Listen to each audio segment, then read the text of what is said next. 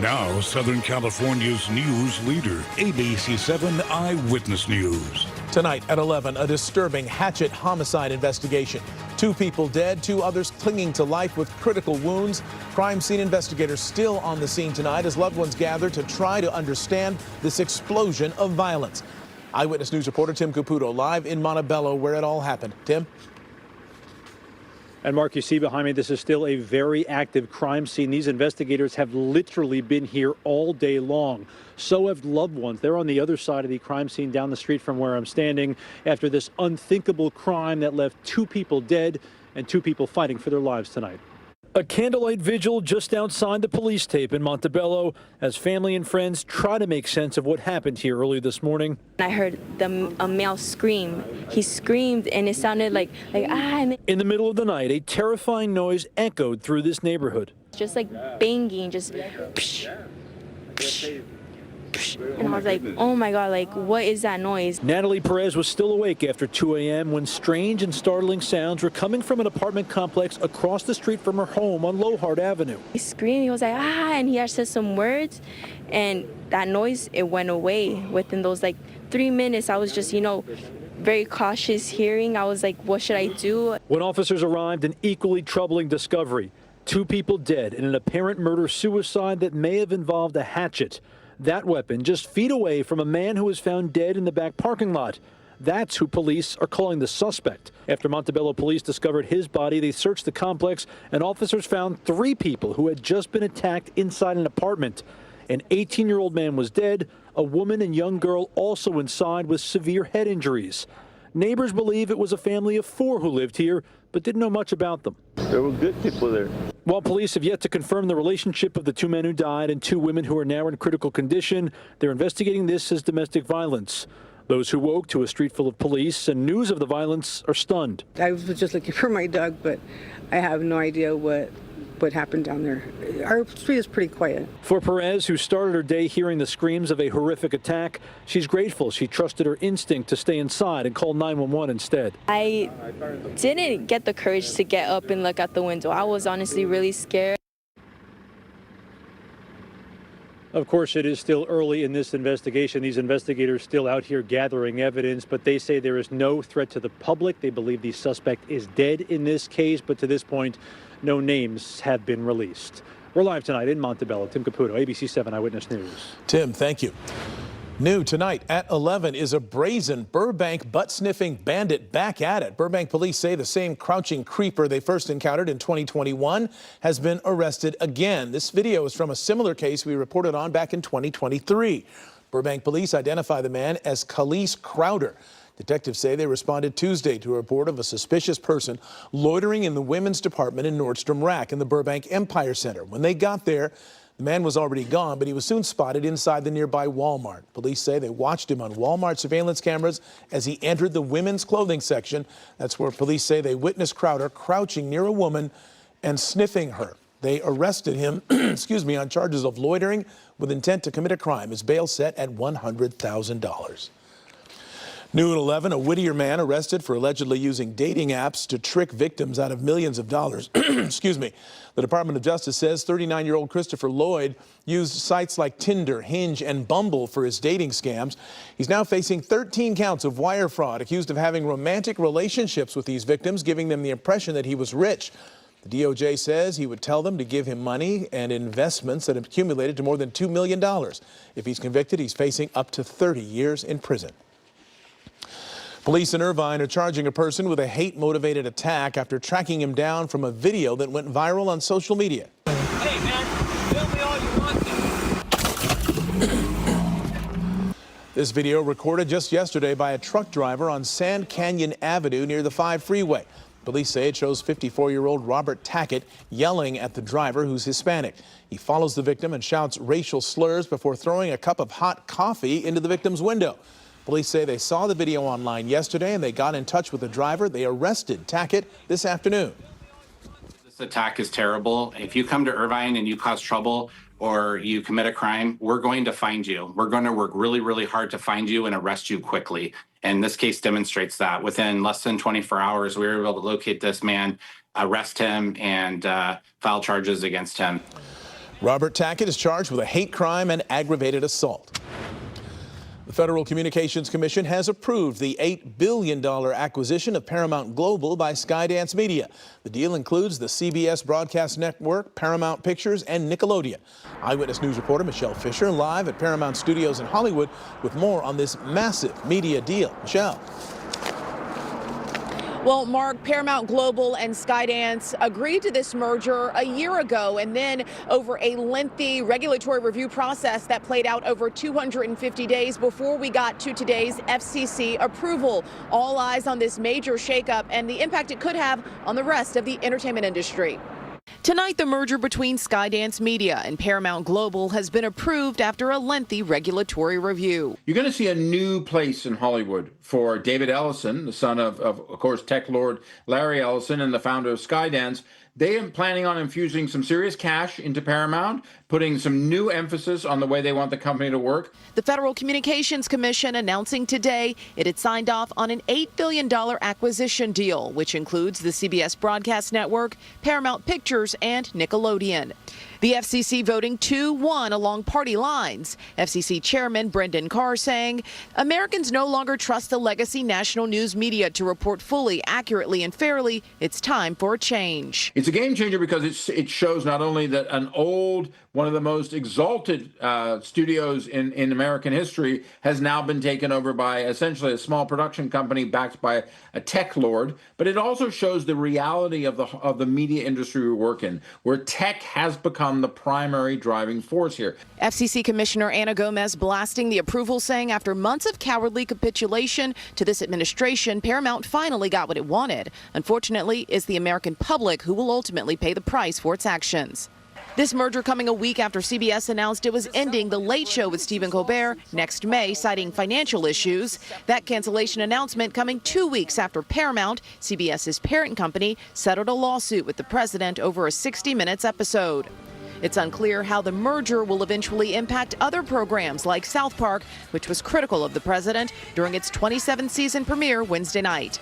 The show's creators recently signing a 5-year deal with Paramount for 50 new episodes prior to Thursday's acquisition. David Ellison and his father might be very close to Donald Trump, but the things that make people watch their channels are not always the things that Donald Trump likes.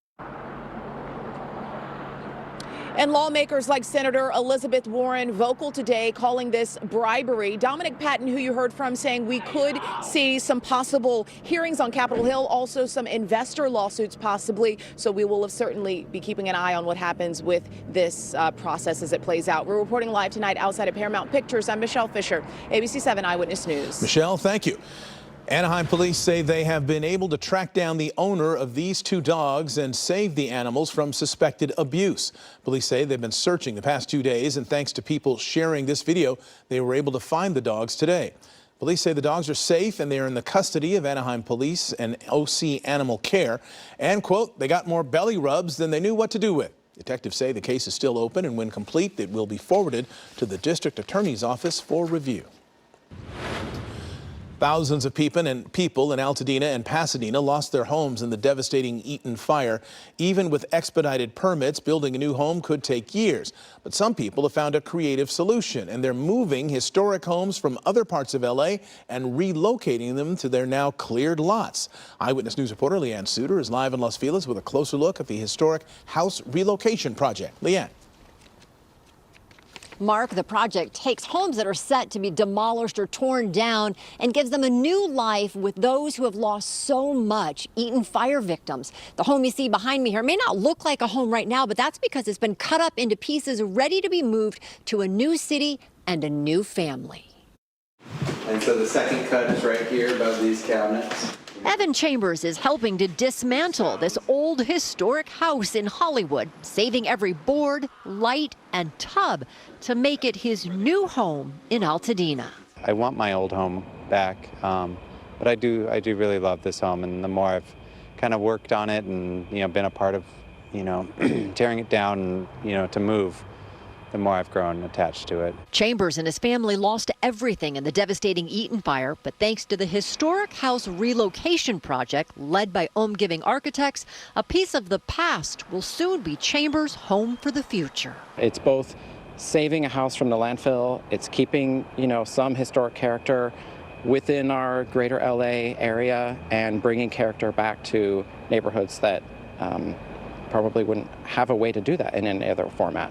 Morgan Sykes J. Bush, who's heading up the project, says it's about half the cost of new construction for Chambers, who bought the move-in ready 2-story 1911 Craftsman for $1 from a developer who was about to tear it down. It's a financial lifeline given his insurance payout. It's not enough to rebuild a house by any means, but it's closer. This brings us closer to being able to do it without taking on more debt.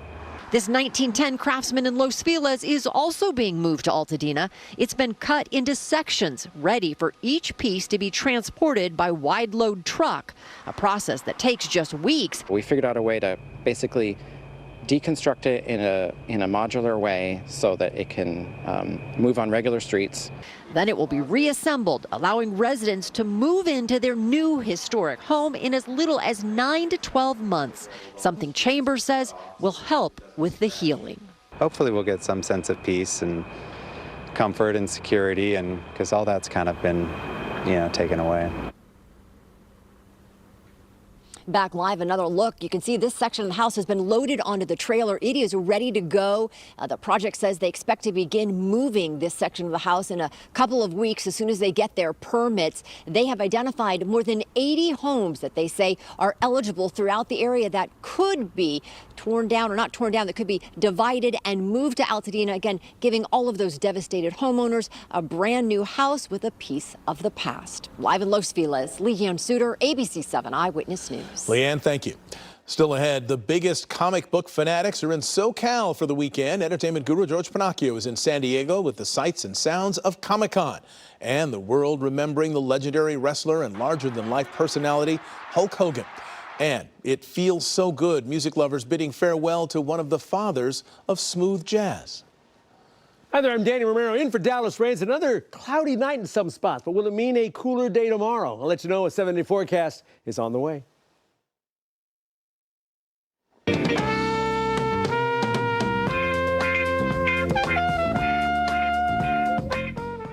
The song is called Feels So Good, but tonight many music lovers feeling the loss of Chuck Mangione. The man behind one of the catchiest smooth jazz tunes of the 70s has died. A horn player who left home, as the story goes, to play with the famed Art Blakey and the Jazz Messengers, Mangione carved out a long career. He won 2 Grammys and composed music that became the hallmark of the smooth jazz genre. His signature brown felt hat now sits in the Smithsonian's American History Museum. Chuck Mangione was 84. Hundreds of thousands of Hulkamaniacs. We're going to make Woodstock look like a backyard barbecue, brother. Legendary professional wrestler Hulk Hogan has died at the age of 71. His real name was Terry Bollea. He was known for his larger-than-life wrestling personality. Hogan won the WWE Championship 6 times, and his notoriety went far beyond the ring to Hollywood and his own reality TV show. His career was later marred by a sex tape and racist comments for which he went on to apologize. Police and paramedics responding to his Clearwater home this morning following a call of a cardiac arrest. He was pronounced dead at the hospital. His family says he died surrounded by loved ones. From one larger-than-life character to many more, creative costumes, dazzling displays, stars, shopping, and the spectacle of it all, Comic-Con 2025 is underway in San Diego. Entertainment guru George Pinocchio is there. I'm 52. So, but there is no age limit to just being who you want to be and who you are, and that's one of the great things about the convention is we all share this fandom. Silver Surfer, just one of the standouts walking the floor at Comic-Con. You don't have to look far to see cosplay in all its glory. Underneath it all, there's just an element of fun. There's so much to do here. Everything is just an eyeful. It's amazing. My name is Inigo Montoya. You killed my father, prepare to die. Well, thank you. It makes you laugh, doesn't it? Every time. This is based on Shaka Zulu, historical figure in South Africa history. She is a costume designer and designed this with her bare hands. And so, yeah, this is what we have. Fans by the thousands are exploring the 460,000 square feet of exhibition space where there is so much to buy and so much to see. Like Lego going all out, building the San Diego Convention Center during Comic-Con. 16 of our designers put this together. It is our love letter to San Diego Comic-Con. It is a literal recreation of the Comic-Con. There is 8,000 minifigures in here, 200,000 bricks. The stars of Percy Jackson and the Olympians spent time signing autographs for fans inside. Outside, a Percy Jackson-themed diner for convention goers. We also found a celebration for Lilo and Stitch, now being available for home viewing. After a long day for me, star Maya Kealoha agreed to play reporter. Hello guys, we are here at the Lilo and Stitch, whatever this thing is called. Activation! Activation! And we are here with all the friends in the cast. And you should go see the best movie ever. Hashtag Lilo and Stitch. Yeah! In San Diego, George Pinocchio, ABC7 Eyewitness News. So much to see there. Danny Romero couldn't be there because he's here filling in for Dallas Raines with a forecast. Danny? Trust me, my Batman costume's sitting in the car just in case.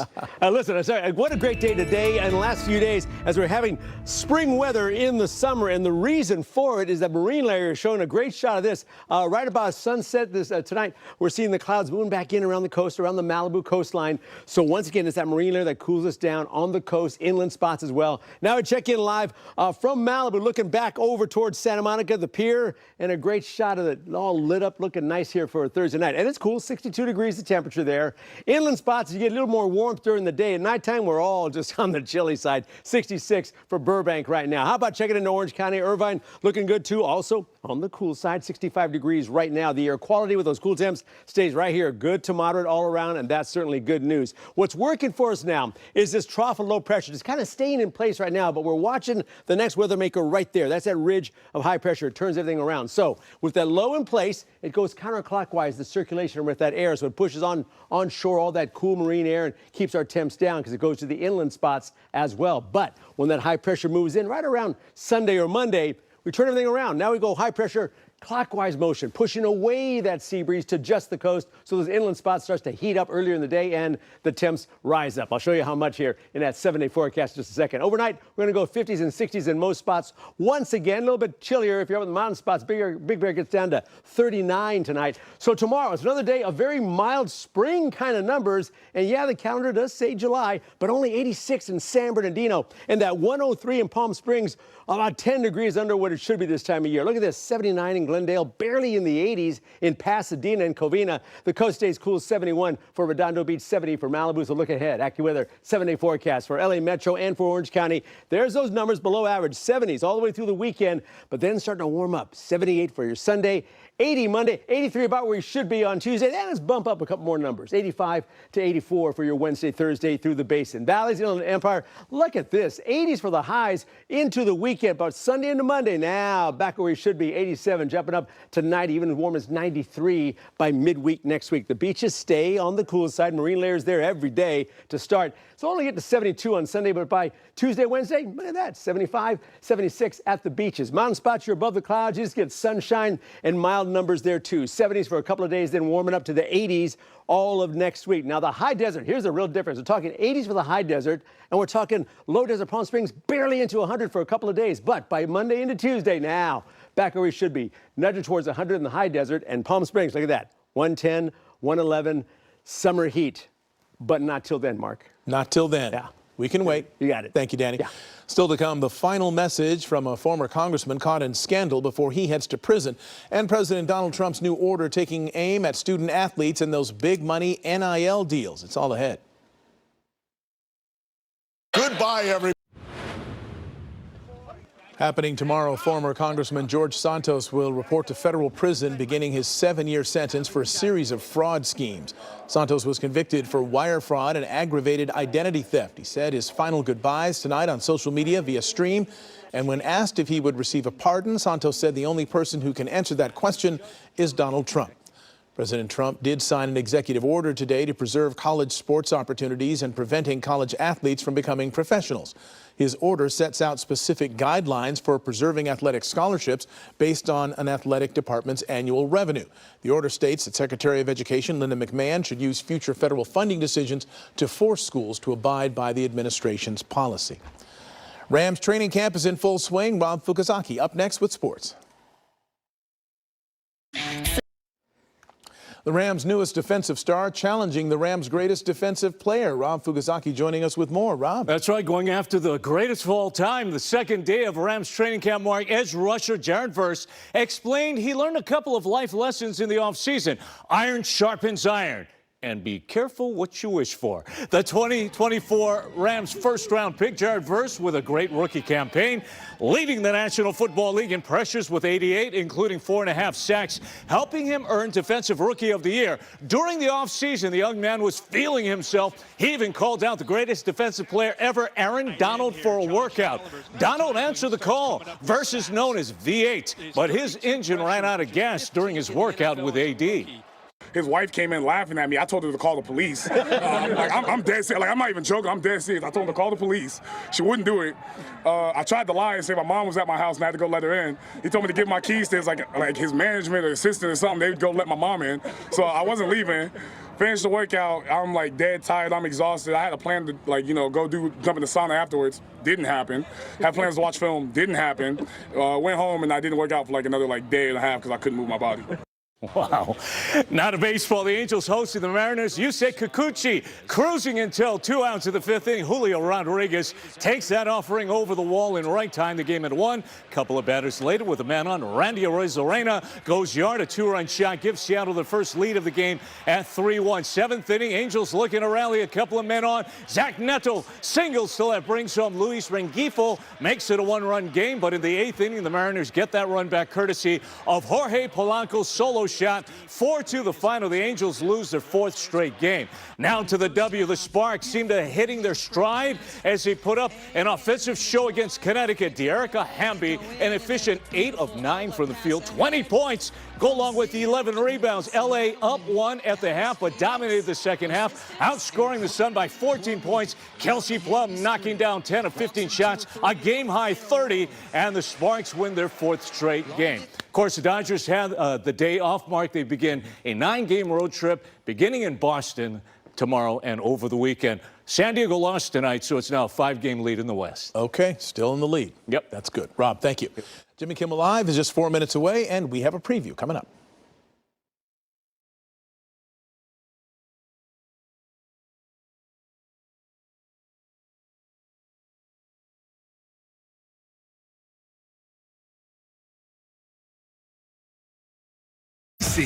Hey, I'm getting pretty hungry. Queso? Queso? Yes, queso. Crunchy tortilla strips, creamy queso on a charbroiled burger.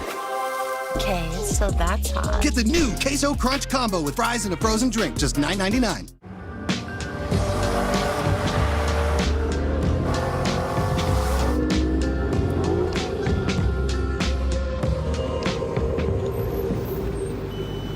Powerful in so many ways. A car that doesn't truly transport you is a car that stops short of amazing. At the Lexus Golden Opportunity Sales Event, get offers on select models. Lease the 2025 ES300 Hybrid for $449 a month for 36 months.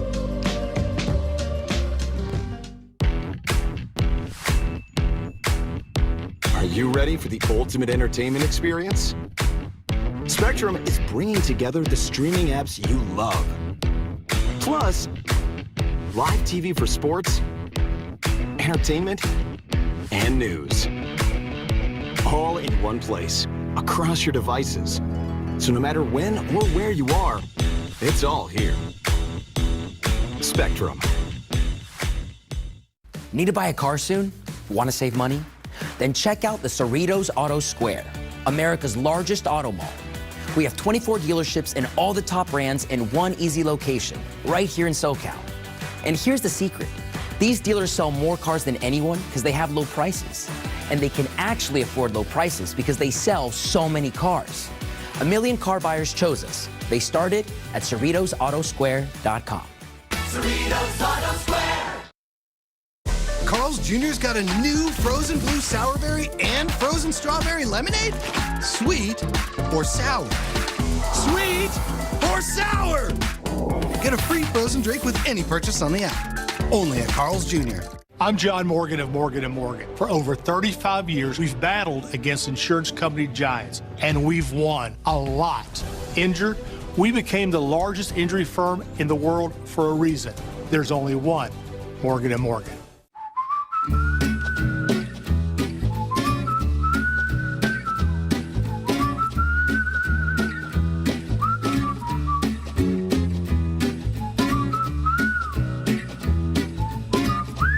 Every morning, what matters most to you comes first. ABC 7 Eyewitness News Mornings. The first thing you need, first thing in the morning. We are Eyewitness News, Southern California's news leader. Tomorrow morning, Eyewitness News will be live in Huntington Beach, where the best surfers in the world are hanging 10 for the U.S. Open of Surfing. That's on Eyewitness News tomorrow starting at 4 a.m. It's back to school season, and we want to see how you're getting ready. Families, send us your first day of school photos. Teachers, share a shout out to your students ahead of the school year with a horizontal video. Submit them now at abc7.com/community. You might just see them on Eyewitness News Mornings. Now, Jimmy Kimmel Live is less than a minute away. Guest host Fortune Feimster standing by with a look at tonight's show. Hey, Fortune. Thanks, Mark. I'm Fortune Feimster, sitting in for Jimmy Kimmel. Tonight we have Mariah Carey, Bertie Gregory, music from Dana. Plus, it's my last night hosting, so if you miss it, I'll be freaking peeved. Next on Jimmy Kimmel Live. That's it for us at 11 o'clock. Eyewitness News returns tomorrow at 4 a.m. Remember, we're here 24 hours a day, streaming on the free ABC 7 Los Angeles app. And head to abc7.com/eyewitness to share your video of breaking news, weather, and more. You could see your images here on Eyewitness News. Now, for all of us here at Eyewitness News, I'm Mark Brown. We all thank you very much for watching. We'll see you back here tomorrow night. Good night.